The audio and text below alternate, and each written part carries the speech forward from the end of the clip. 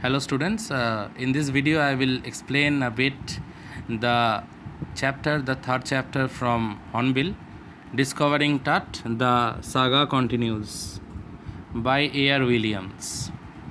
So let's start. He was just a teenager when he died. The last heir of a powerful family, heir means descendant, and that had ruled Egypt and its empire for centuries. He was laid to rest, laden with gold, and eventually forgotten.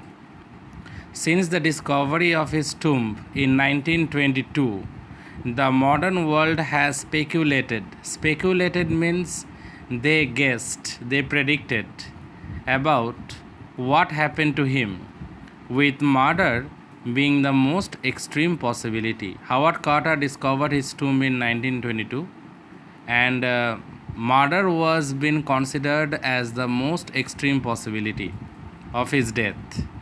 Now, leaving his tomb for the first time in almost 80 years, Tut has undergone a CT scan that offers new clues about his life and death and provides forensic data for an accurate forensic reconstruction of the boyish pharaoh. Now, the main important thing is that CT scan was undertaken, forensic reconstruction was done related with the mysterious life and the mysterious death of the boyish pharaoh, that is King Tut. An angry wind stirred up ghostly dust devils as King Tut was taken from his resting place in the ancient Egyptian cemetery known as the Valley of the Kings. All the Egyptian pharaohs, their tombs, mummies, everything are kept in the Valley of the Kings. Dark bellied clouds had scudded across, scudded means scattered, the desert sky all day, and now were veiling the stars in cascade grey. It was 6 pm, that means late evening, on 5th January 2005.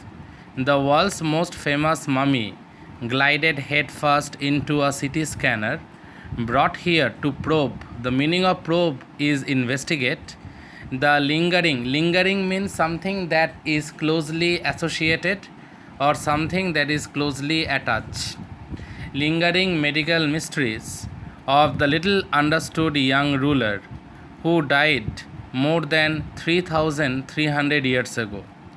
Now, in 1922, the mummy was discovered. On 5th January 2005, again, the mummy was unearthed with the help of a trailer machine so that further experiments can be done. DNA testing, forensic samples, all these things are accumulated also.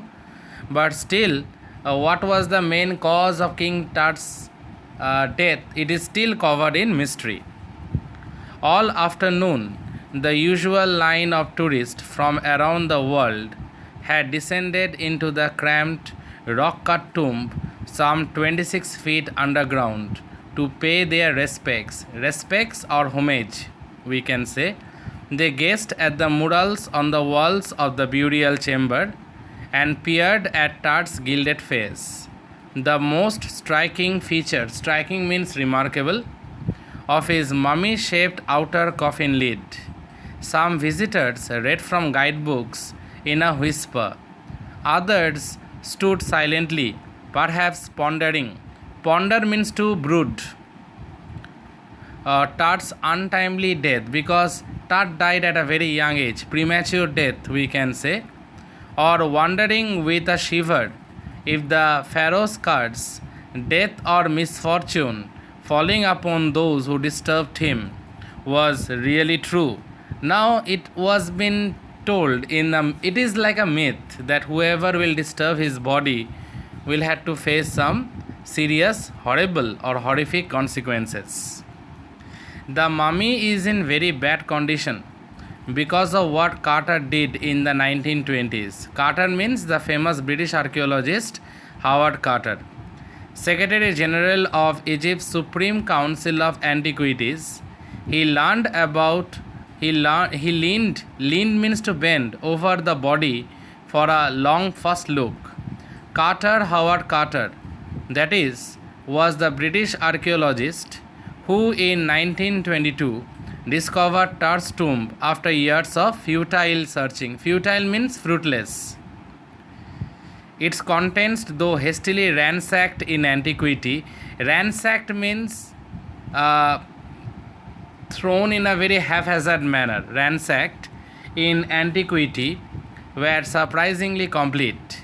They remain the richest royal collection ever found and have become part of the pharaoh's legend.